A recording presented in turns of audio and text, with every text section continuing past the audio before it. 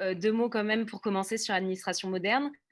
C'est l'association interministérielle des femmes hauts fonctionnaires. C'est le premier réseau de femmes dans la fonction publique. Il a été créé il y a 23 ans.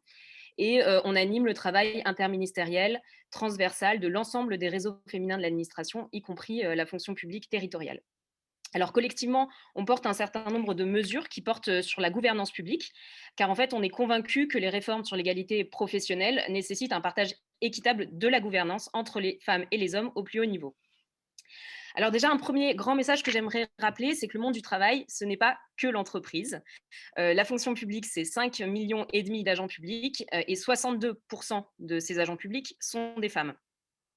Or, parmi les emplois de direction, pourtant, seulement 37% de ces emplois de direction sont occupés par des femmes.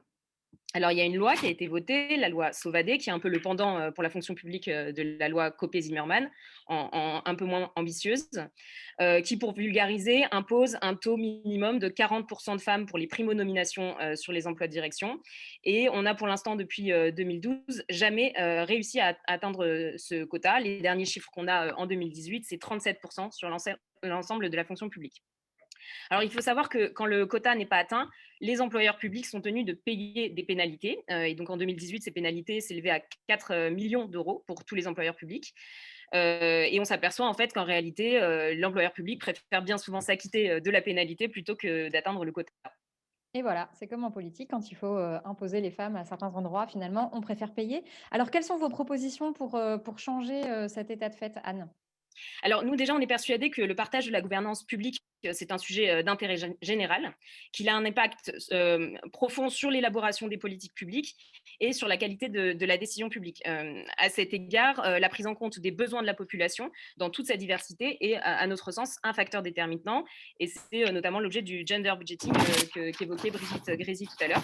Mmh. Dans le secteur privé, la corrélation entre gouvernance mixte et performance a été déjà maintes fois démontrée sur les résultats des entreprises, à tel point que, par exemple, en novembre dernier, s'est créé un collectif qui s'appelle le collectif français des 30%, qui réunit 6 sociétés de gestion qui sont prêts à utiliser en fait leur droit de vote lors des assemblées générales pour inciter les sociétés à agir lorsque les mesures prises en faveur de la diversité femmes-hommes sont jugées insuffisantes.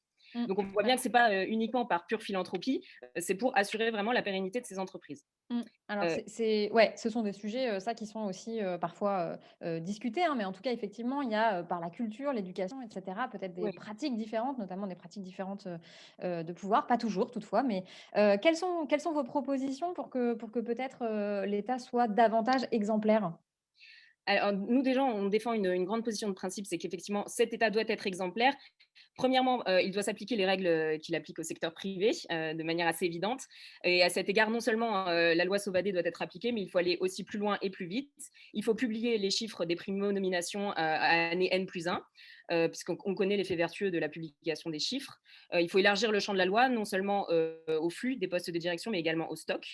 Et on pense qu'il faut également modifier la sanction, c'est-à-dire non seulement appliquer des pénalités, mais plutôt même bloquer les systèmes de gouvernance dans le cas où cette gouvernance publique ne serait pas suffisamment mixte. Et deuxièmement, pour finir, l'État doit aussi être exemplaire sur le fond. Et à cet égard, nous, ce qu'on demande, c'est qu'il y ait une application de l'index Pénico au secteur public, qui serait déjà une première étape à franchir rapidement. Donc cet index n'est pas parfait, il devrait faire évidemment l'objet d'un certain enrichissement, notamment sur la place des femmes au poste de direction. Mais on pense vraiment que cet index pourrait permettre d'impulser des politiques publiques plus égalitaires, qui ont un impact sur l'ensemble de la population. Et donc pour finir, l'égalité femmes-hommes est la grande cause du quinquennat et on pense véritablement que l'État se doit d'être à la hauteur de cette grande cause.